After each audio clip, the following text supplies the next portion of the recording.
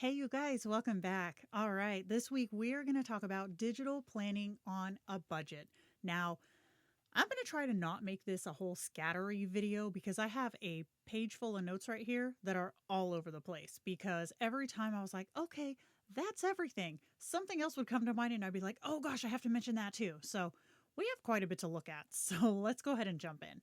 When I first started digital planning in I want to say it was 2017. I had at the time an iPad Mini 4, which did not have Apple Pencil support. That didn't come until the Mini 5. Um, and I was like, I discovered digital planning, I think through Pinterest. It wasn't even on Instagram. I think I found it on Pinterest because I had been paper planning for like 8 years at that point.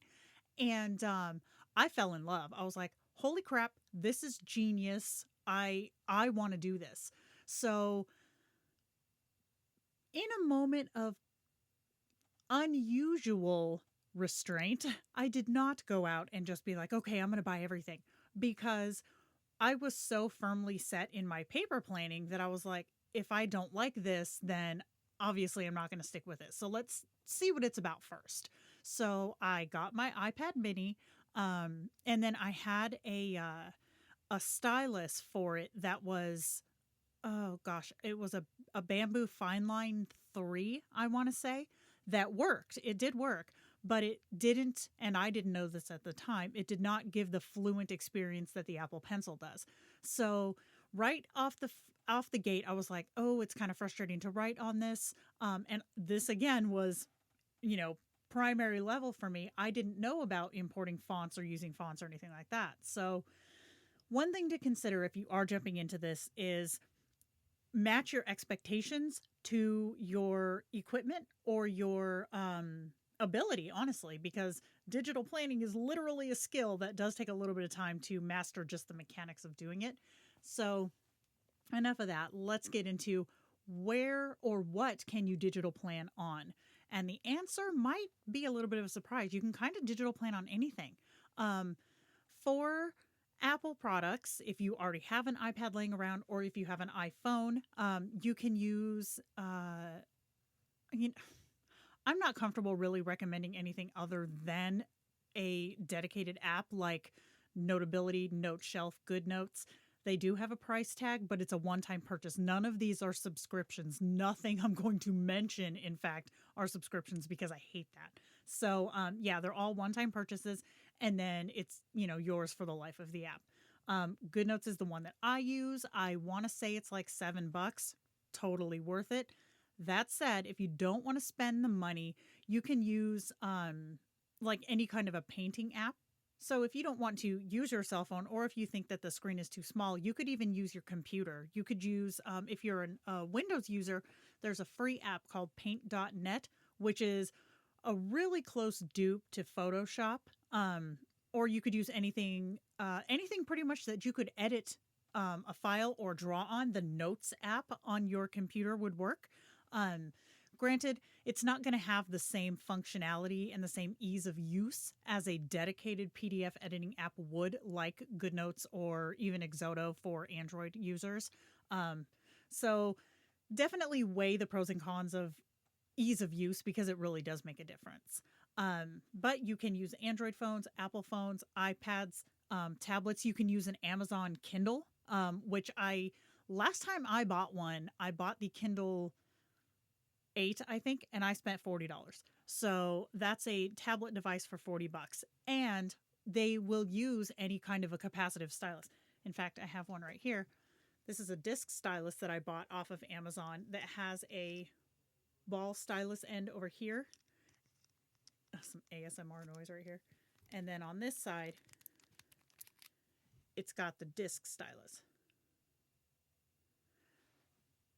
So when I used my Apple or my Amazon to test with and make sure it would work, I used this stylus and it worked really well.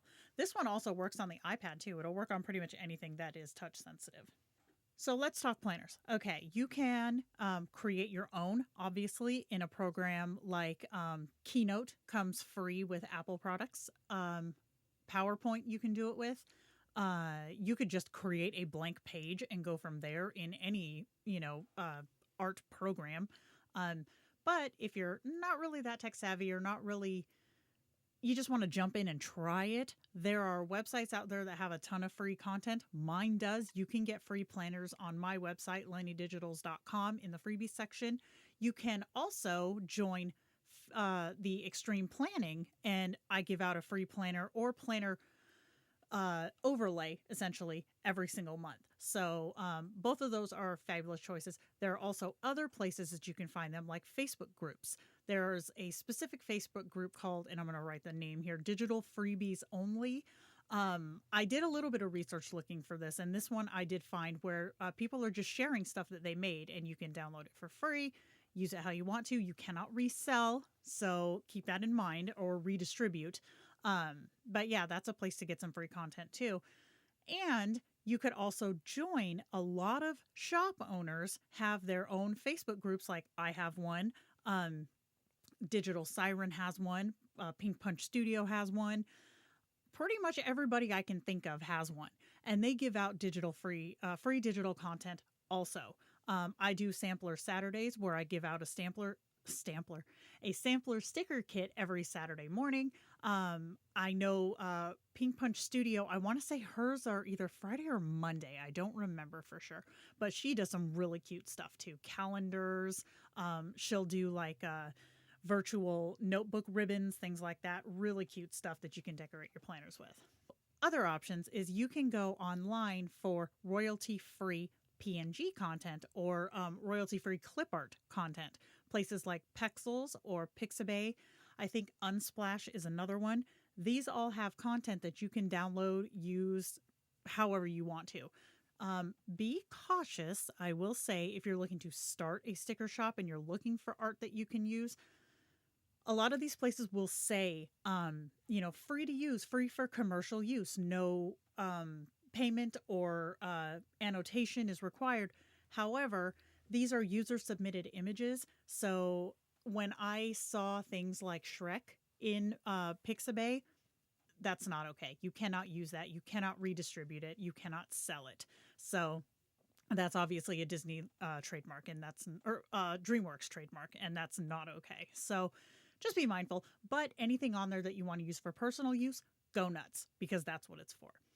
Now, a lot of the apps, and obviously computers, will let you install custom fonts. So if you either don't like your handwriting, you can't find a fluid stylus that works with your device, or you just like the look of fonts, you can find so many of them online for free to download for personal use.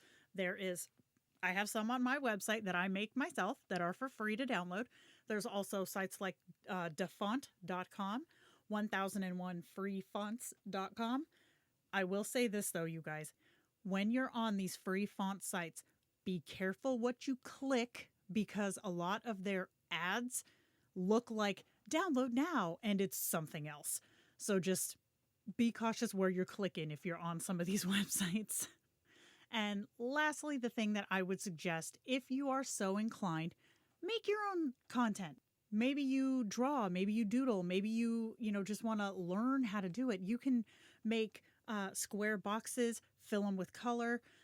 This is another purchase if you have an Apple product, but Procreate, I cannot sing its praises enough. Again, one-time purchase, not a subscription. And then you can just go nuts in creating all kinds of crap for your digital planners. For Android side, we use an app called, I can see the icon in my head, Artflow. It's called Artflow. It's not as user-friendly as Procreate is, but it still gets the job done. It's the one that my son likes to use. So all of these things combined will give you a good starting point for digital planning on a budget. And again, a lot of this can be done at no cost if you already have a device that you use for something else, or if you want to just use something like your cell phone. So I hope that you guys found this video helpful. If you did, please leave a like, maybe subscribe, because I'm so close to 4,000 subscribers. Holy crap. And I do want to take a minute to thank my patrons. I started my Patreon at the beginning of this month, and I am just mind blown at how much support that you guys have offered me. So I do want to thank these people here. Thank you all, each and every one of you, so much for your support. It means absolutely everything to me. So All right, you guys, I'm going to stop rambling and I will see you in the next video. Bye.